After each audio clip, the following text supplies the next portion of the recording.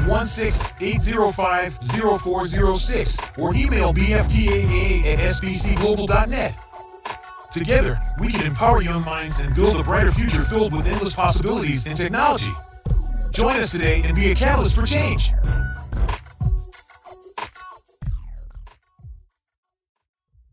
Are you passionate about technology, robotics, drones, and coding?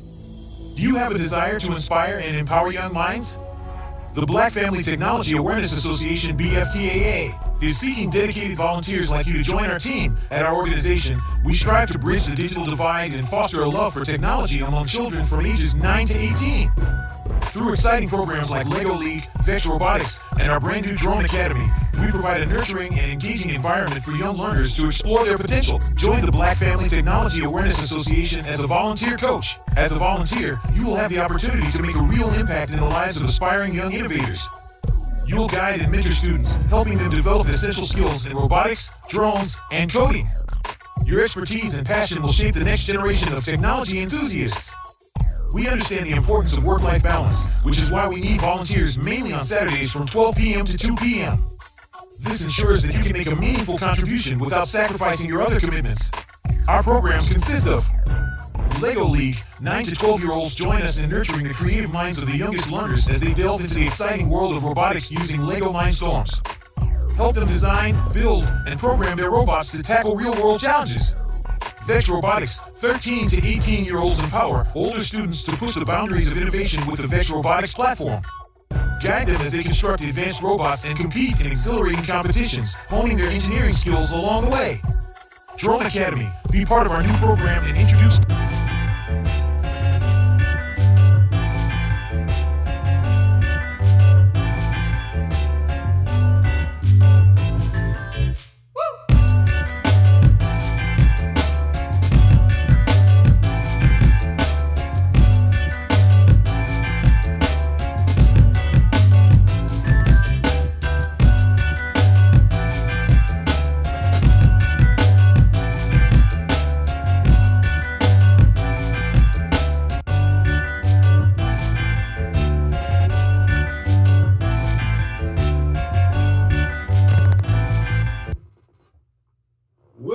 Hello and welcome to the BFTAA and More show. I'm your host, Louis George Walker, coming to you from KUAW Radio, located in the W.E.B. Du Bois Learning Center in Kansas City, Missouri. Yes, we're broadcasting to Kansas City and to the world via the World Wide Web. Now, you can pick us up if you're listening right now. You already know. If you're in your car, just go to TuneIn app. If you've got a Bluetooth connection in your car, you can pick us up on the Bluetooth, on Get Me Radio, on TuneIn, also on my online radio bot and my tuner. So those are some ways you can pick us up there. We're also broadcasting over Facebook, YouTube, Twitter, and Twitch. Well, Twitch right now, we don't have Twitter going because they're wanting us to pay them some money to get verified or whatever. So we have to decide if it's worth putting $8 a month into Elon Musk's pocket. After all, we've already gave you all of our demographic information and everything else about us. And now you want us to pay to use the service that you said we could use for free if we gave you all of our information, which you've got now. But that's the way the internet is. It's a little bit of bait and switch on you. What was free now costs you something. But we're glad that you guys are here joining with us right here at the KUAW Radio Studios. And also, you can pick us up on our partner station, KOJH. Yeah, we're simulcasting on 100.5 FM. So now the BFTAA and More show and other shows go out over that broadcast medium also. So we're glad to be able to be a partner with KOJH.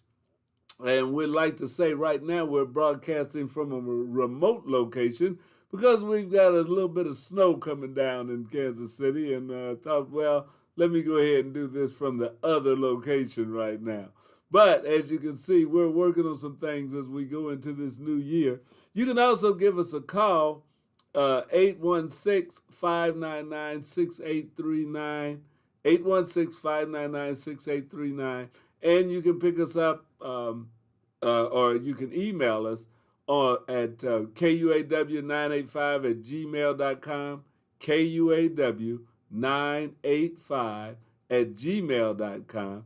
And you can go to KUAW Radio on Facebook. You can send us an instant message, all of that. So there's a lot of ways you can reach us, and we're glad to be here with you and let you know that those are some of the things that you can do. We got a lot of show to go through today. This is the beginning of the year. This is the first show of the new year because last Monday was New Year's Day and we weren't on the air. So this is our first, we were broadcasting, but we didn't do a live show. This is our first show going out this year. So I want to say Happy New Year to all of our listeners. We're working on doing new things, changing up.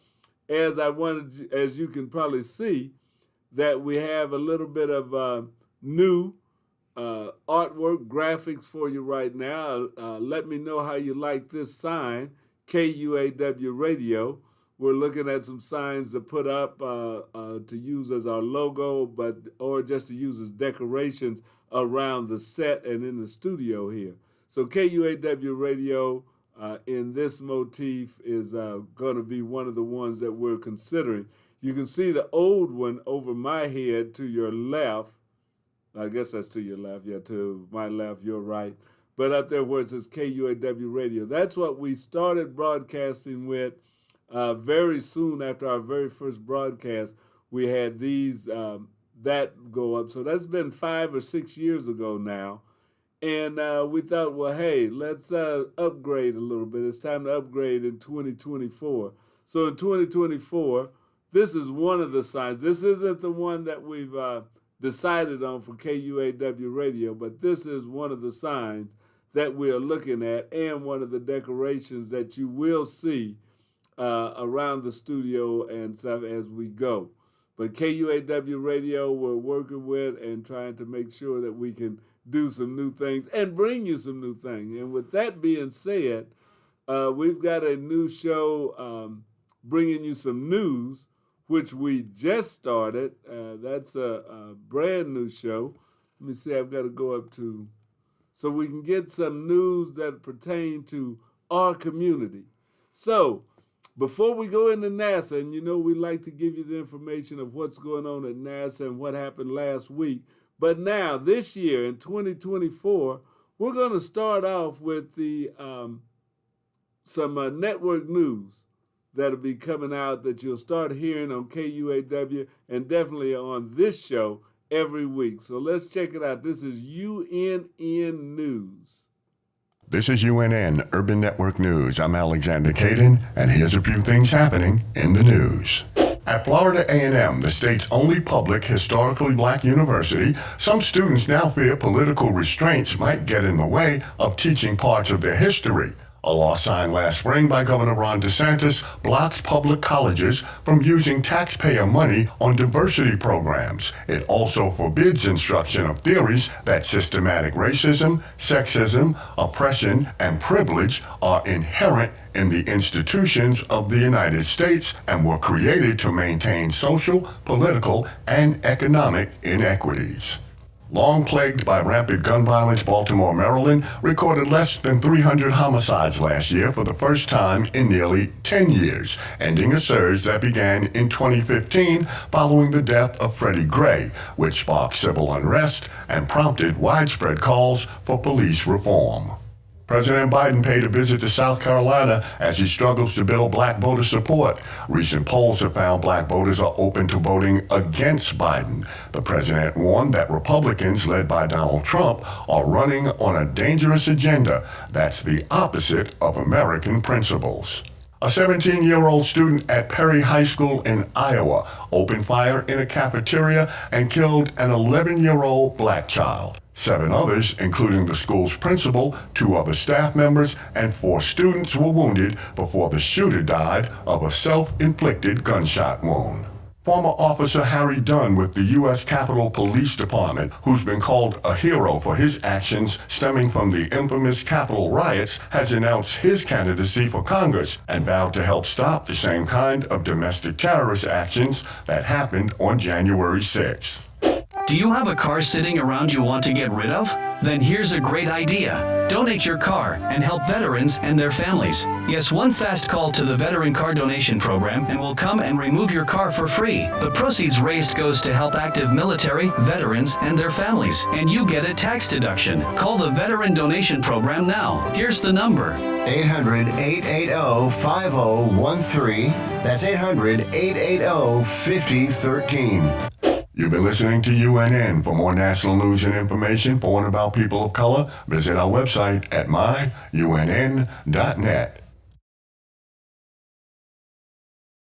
All right. So that's what you're going to be able to hear now.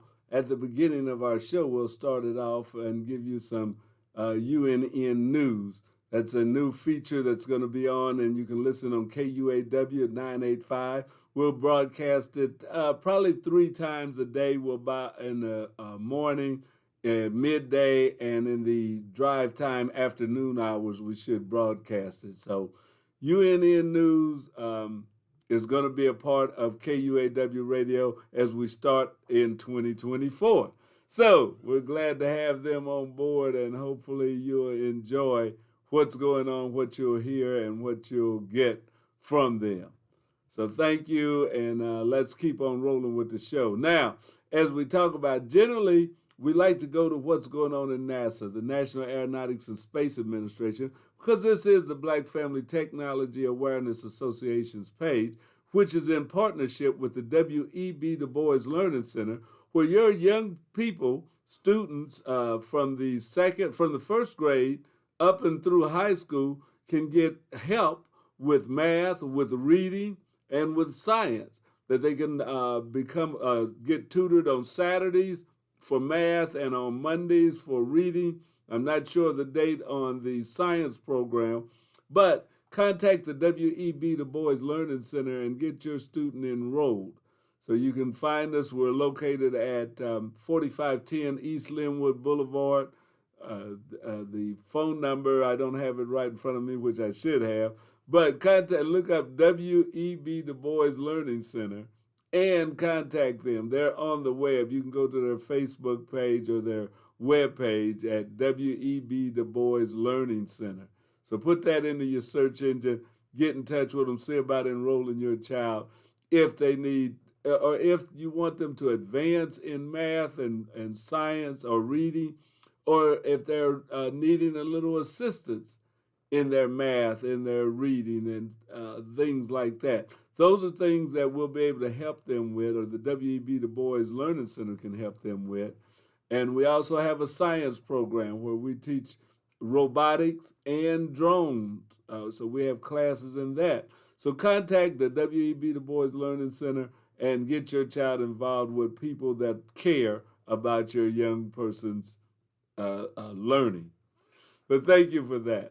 All right, so we're going to go into what's going on at NASA this week. We've got a couple of things. We've got some stuff for New Year's, so they've got a long look back on New Year's. We may not watch that whole video on the space station, the space to ground, but we'll start right now with this week at NASA.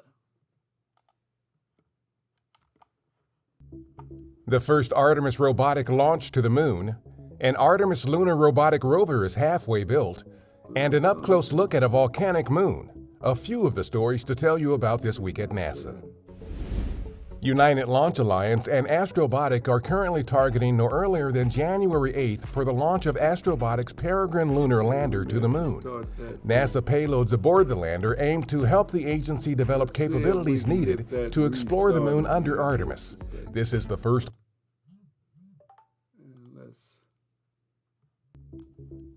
Artemis robotic launch to the moon.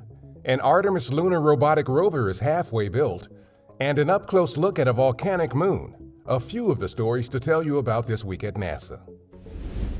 United Launch Alliance and Astrobotic are currently targeting no earlier than January 8th for the launch of Astrobotic's Peregrine lunar lander to the moon. NASA payloads aboard the lander aim to help the agency develop capabilities needed to explore the moon under Artemis. This is the first commercial robotic launch to the moon's surface as part of our CLIPS initiative and Artemis program. The team building our Viper lunar rover is about halfway through the build. The mobile robot will land at the south pole of the moon in late 2024 to search for ice and other potential resources. The critical information it provides will teach us about the origin and distribution of water on the moon and help determine how we can harvest the moon's resources for future human space exploration. Our Juno spacecraft recently flew by Jupiter's moon Io. The spacecraft captured imagery and other data as it passed about 930 miles above the surface of the most volcanic world in our solar system. This was the closest flyby of Io that any spacecraft has made in over 20 years. For more about Juno, go to nasa.gov/Juno. While stationary during Mars solar conjunction, our Curiosity rover on Mars captured a 12-hour sequence showing its own shadow moving across the planet's surface. Plasma from the sun can interfere with radio communications during Mars solar conjunction, so missions hold off on sending commands to Mars spacecraft during that time. That's what's up this week at NASA. For more about what else we're up to, check out nasa.gov. All right, that was from our National Aeronautics and Space Administration. It's NASA. And you should go to their website. There is a ton of information, things you can see, things you can do with your kids, or if you're just interested yourself or friends. The NASA website is a fantastic place to go and find a lot of information, a lot of things that activities and programs that you can do. So check it out, and that's at nasa.gov. Now, we're going to keep going with things from NASA. We're going to go to NASA's Jet Propulsion Laboratories out in California, the JPL, and we're going to look at what's up in the night sky. So before we go to Space to Ground, which I say is a little bit longer, so we may have to break it up or may have to do it over 2 weeks, I don't know. Oh, the other thing, did you notice that they said the spacecraft, and I actually saw the launch today, that they launched a rocket carrying robotic equipment to the moon. The rocket is from a private company. So they're taking NASA's equipment, the robots and everything up there, but it's a private company doing it. They're working on making space more of a commercial venture, that businesses will be able to send things up there, that they'll get paid by NASA to send things up to the moon, and at some point, they're talking about even going towards tourism. So, as we've got companies going in, and that's why you see these different companies coming up, like Verizon and Elon Musk's SpaceX and the one JetBlue, and this is yet another company that's carrying it up there now. But they're all racing. They get contracts from the government to start taking stuff into space, rather than the government paying for it or just doing it all themselves. We've been in the space business long enough that now we're ready to start turning that over to private industry to develop and use what, the taxpayers, what the government paid to get made. It's just like the internet that we're using right now. If you're watching me, the internet is involved in it. This was a government research project that was paid for. A lot of colleges and universities were paid, and the military worked to develop the internet, a more robust system of communications that would be able to withstand attacks, especially with thermonuclear at that time. They were thinking if there was a sneak attack or something, you needed a robust communication system that would be able to work, that would use different routers, could reroute messages automatically to get to the destination, that the line wouldn't have to stay up solid. And that developed the internet. Well, after it was developed and after it was proved and useful, then it was also turned over to the civilian society to use it to improve our lives. So that's how we got the internet. It was a government program. Make no doubt about it. That's how you got GPS right now that you're using on your watches, in your car, that's in your phone, tracking you everywhere you go, whether you wanted to or not. Those type of things. But that was a government program for the military. GPS, a global positioning satellite, that was a government program. After it was developed, after it's being used, then they also let the civilian population use it. So things sometimes that are developed for space or developed for other things end up having an effect on our economy in a way that there may be new businesses spun out of. Think of how many millionaires and billionaires and people have been made rich off of the internet, and think of all the jobs that people have now working with the internet and being able to work from home using their computers and stuff, how productivity has increased. So that was an investment that the government made in research that pays off, that we are benefiting from it. And that's the way they're doing space right now, is that they're starting to turn that over to the civilian population. And they said on the news even that eventually they're looking at being able to take tourists to the moon. Now, my wife said she didn't want to go. She said she don't care. That ain't one place that's on her. I'm one that like, yeah, if I'm not too old and they'll let me fly, I want to go. I would love to go to the moon one day. So that's going to be something possible. Maybe not for you and me, but our children, our grandchildren may end up saying, oh, yeah, I've been to the moon a bunch of times. Or stuff like that, that just like we'll talk about going on a cruise. It may be that you take 2 weeks or 3 and go to the moon and come back. So that seems far-fetched or seems fantastic now, but that may be in our future. That's what they're planning on. It will be in our future if everything goes right. So that's just one thing that you have to look at. When your tax dollars are being spent, sometimes there are tangible things that come back out of it that, we oftentimes don't appreciate. But it's your tax dollars that made that all possible. The fact that the government was able to start this program and they were in a race against the Russians and all of that. But now this program is developed to a point where you can use it and I can use it. So, sometimes we have to take our hats off to the government and their research and development for what they've done. I know I'll get some arguments on that, but that's the way I feel, and that's all there is to it. That's all I got to say about that, as Forrest Gump would say. But yeah, let's go now to the Jet Propulsion Laboratory and see what's up in the night sky, what you can look up and see right from here on Earth. This is What's Up.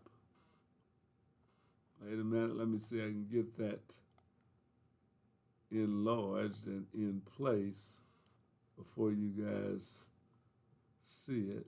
All right, now we'll go. This is What's Up from NASA, or it's from the JPL, but that is NASA too.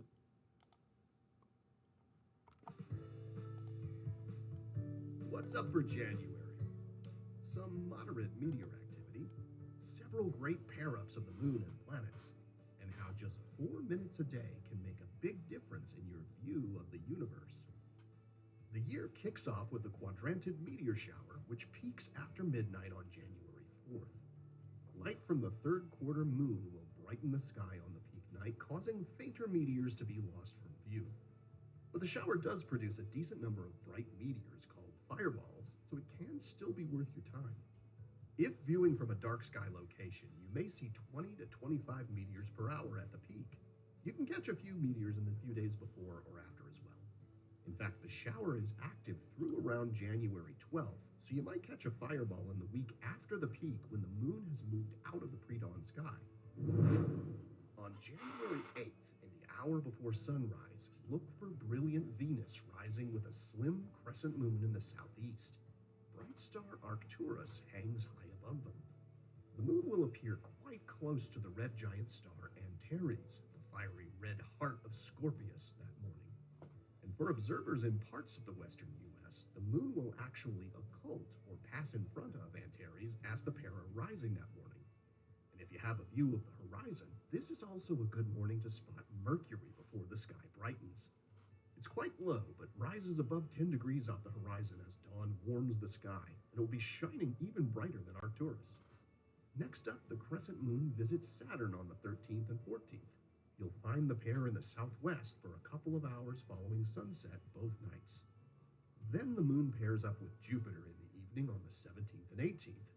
This is actually a great week to pull out the telescope or binoculars, because as soon as it's fully dark, you can work your way across the sky, starting with Jupiter and its moons, our own moon, the Pleiades, Aldebaran and the Hyades star cluster, and the Orion Nebula.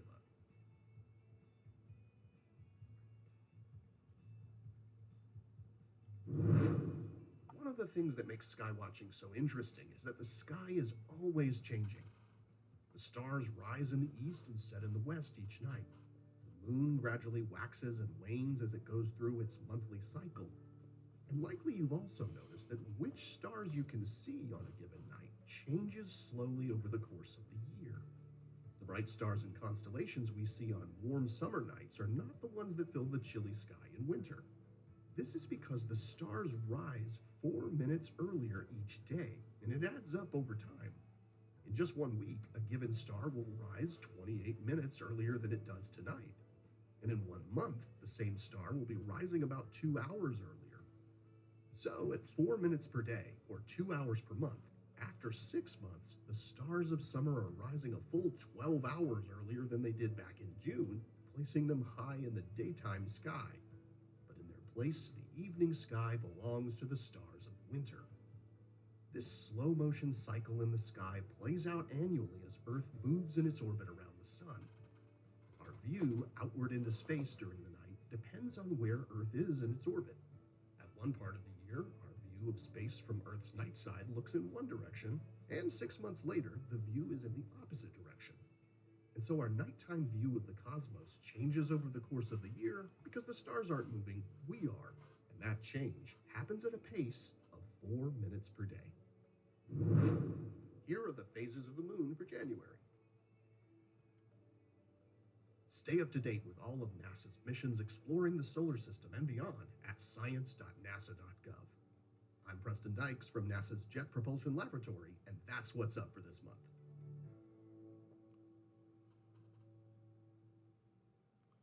All right. Yes, we always like to show you that some interesting things to get out and look at in the night sky, and to take your children out with you and check it out. There's even clubs that you can get in touch with that you can go out and they'll help you find the different objects in the sky. Because I tell you, looking up in there, and if you don't have a good telescope and then not knowing where you want to look, it gets hard. I like this show because it kind of tells you where the planets are close to the moon at night, because we've done a lot of looking and it can get to be a little challenge at times, but you want to always keep that enthusiasm and curiosity going in the young people so that they are always wanting to learn more, because life is a ever learning adventure. You never learn everything. We'll never know everything there is to know. So it's always something new that you can be learning. Always something that you can do differently or better. So don't stifle the curiosity. Just try and channel it so that the young people will look for things in the sky. Look for ways to, not just in the sky, but will be curious about a lot of things. You know, let your children's curiosity grow. Let them continue to look for things, to develop different things. That is what will make the future leaders, the engineers, the scientists, the technicians of the future, are people that are curious, that want to know a little bit more, that ask the question, why? Yeah, don't get mad at that. They just are curious, why? So that's what's going on. Now, I've got an opportunity that I want to show you also. Now that I've got you here, let's see, that you may want to get your young people involved in, or children involved in. Let's see if I can find it. There it is. Okay, you guys can't see this, but I'll read a bit of this to you. And this is from the Black Achievers Society of Greater Kansas City. The Black Achievers Society of Greater Kansas City. And they have a STEM opportunity at Children's Mercy for students of color with our BAS listserv. Okay, so the STAR 2.0 2.0 is the name of STAR 2.0 Children's Mercy Opportunity. That's a program you can get your kids into now. The STAR 2.0 program provides a hands-on, high-quality research experience during the summer academic break for high school students and educators. During the program, participants get the chance to work with Children's Mercy faculty on an original research project, develop a research publication for submission in a peer-reviewed journal, learn about clinical and translational research methodology, writing, statistics, medical ethics, and career development. They also get to network and learn with other students and educators. So we are looking for student applicants as well as interviewing for a teacher participant and encouraging Black men to apply. Yes, attached is information for both student and teacher applicants. Please contact Vicki Yarborough for additional questions. And you can get in touch with Miss Yarborough at Yarborough, that's VYARBROUGH at cmh.edu. So that's Yarborough at cmh.edu. So they've got a lot of people that are looking at this, and this is, you can get your students involved in working in some real science this summer. Real science, that's, you can't beat that. Who was that? Tiffany Gladys, PSYD, I don't know, licensed clinical physiologist, and the Division of Developmental and Behavioral Health, Section of Psychology, Division of Neonatology. Okay, so there's a lot of things going on there with her name.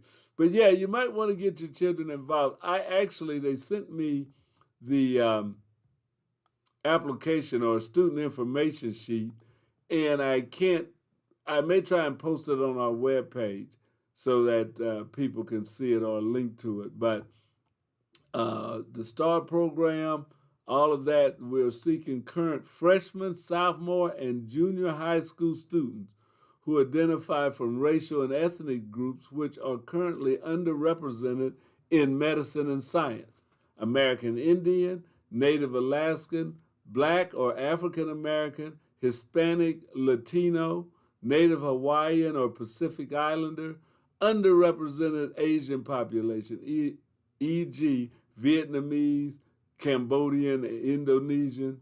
No background in scientific research is necessary, but solid academic performance and an interest in medicine and or science is preferred.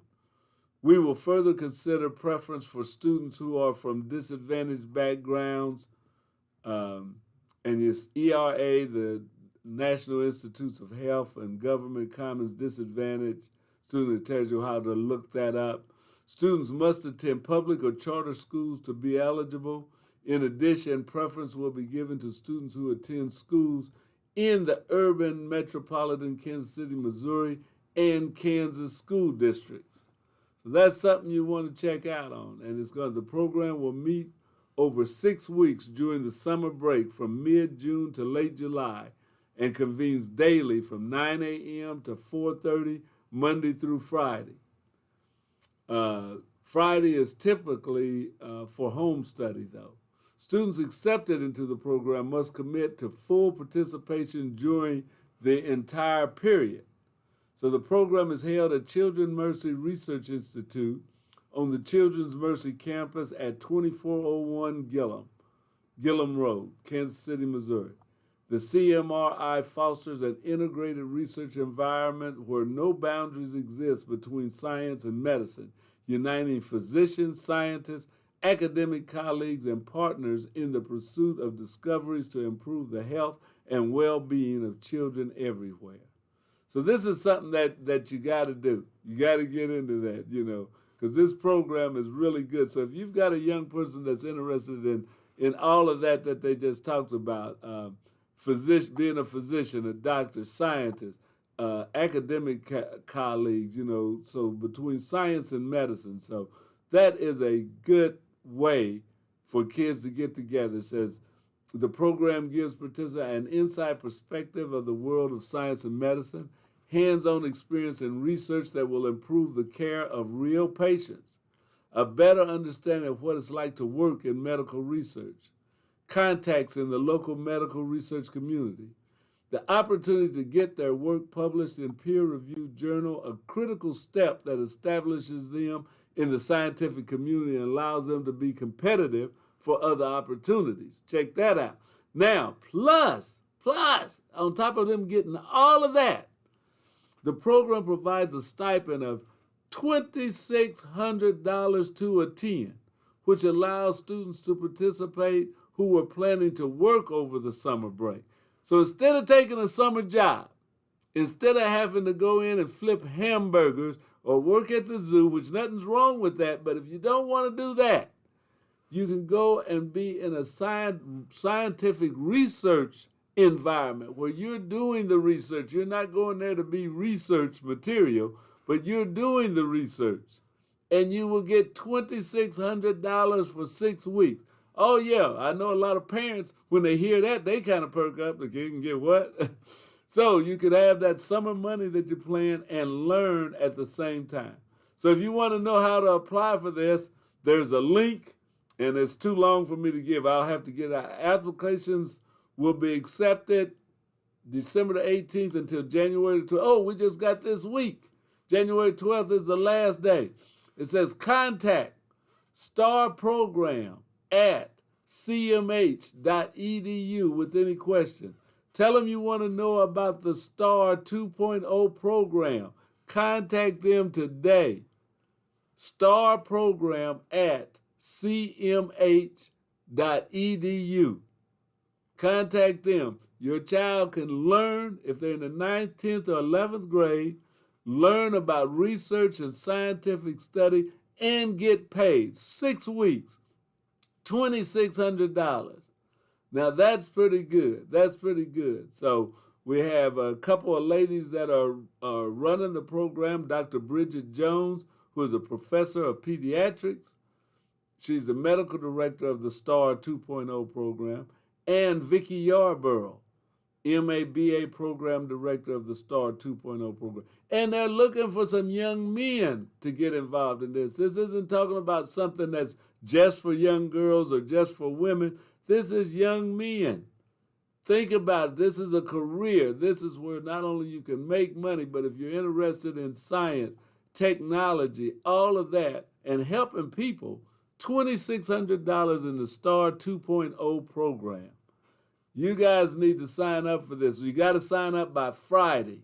By Friday. So if you pick this up, if you hear me, January the 12th is the last day. We'll be putting this information out on our Facebook page along with this video. But be sure and tell any friends you know that your child can get summer training, get paid, and get an education at the same time. Working at Children's Mercy Hospital in the STAR 2.0, summer training and academic research. So this is something that you really want to get involved in. I think a lot of young people, especially if they want to get involved in science and if they want to get involved in medicine and medical research, man, this is an opportunity of a lifetime. So be sure and tell your children, get them involved in this program.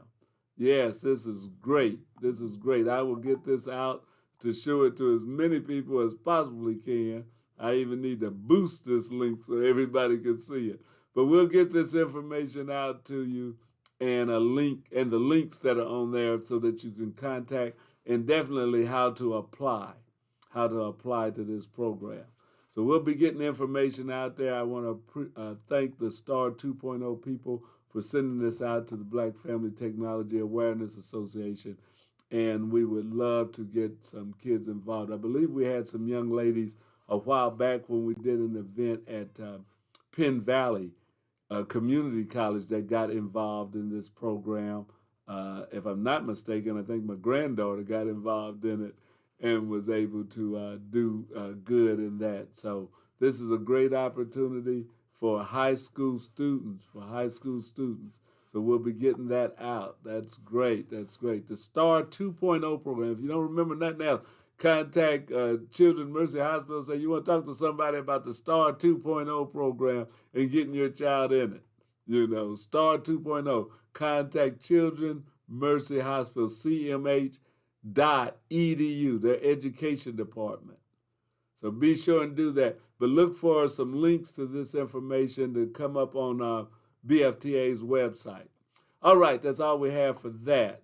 Now we're going to go into the last part of what we have as we'll round out the day from NASA, and that is Space to Ground. This is their New Year's ending program. We won't be able to show you all of it, but we can get you 2 or 3 minutes, and we will show some more of it next week. So here we go with Space to Ground. Thank you for listening to the BFTAA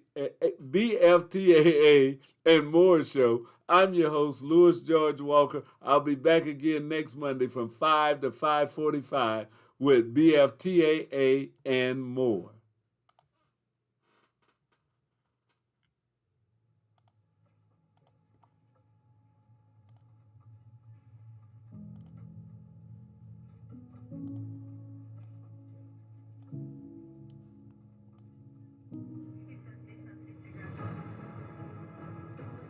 For 25 years, the International Space Station has been humanity's home in space. A place of breathtaking views, groundbreaking research, and exploration leading us on a path toward a future off our planet and on. Join us as we look back at the past year aboard one of history's greatest achievements, the International Space Station.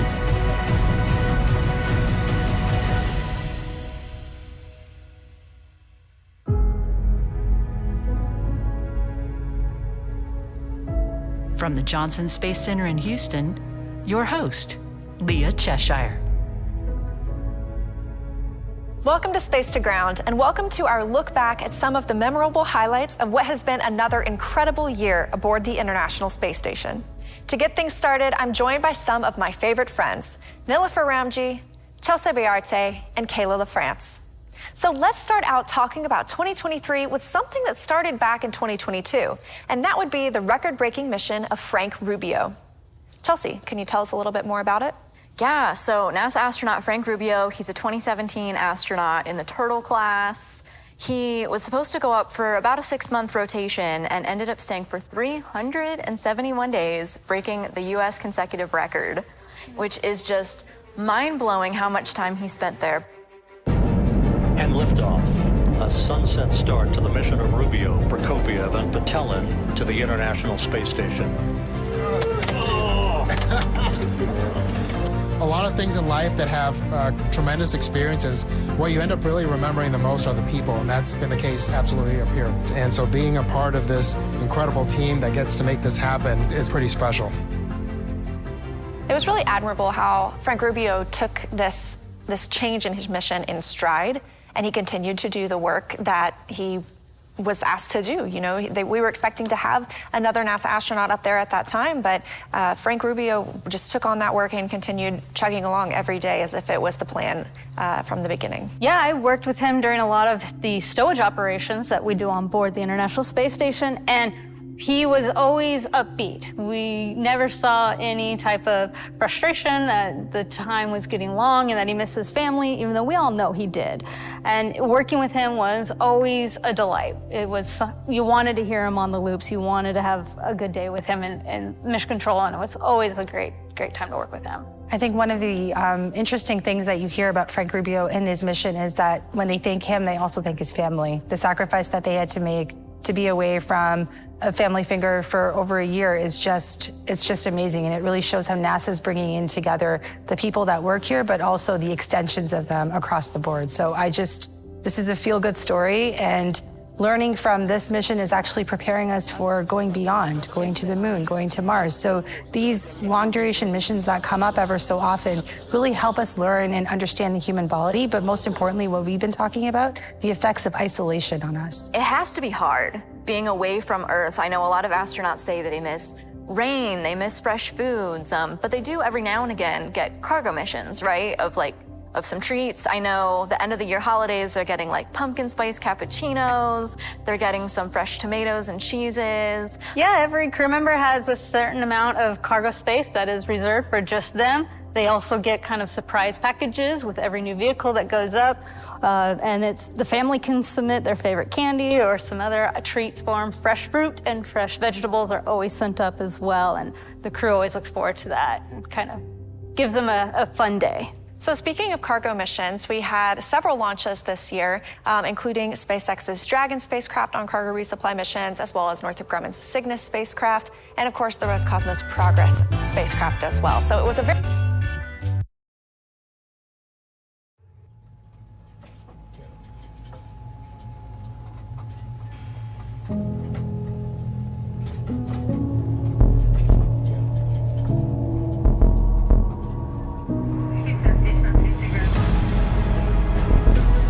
For 25 years, the International Space Station has been humanity's home in space.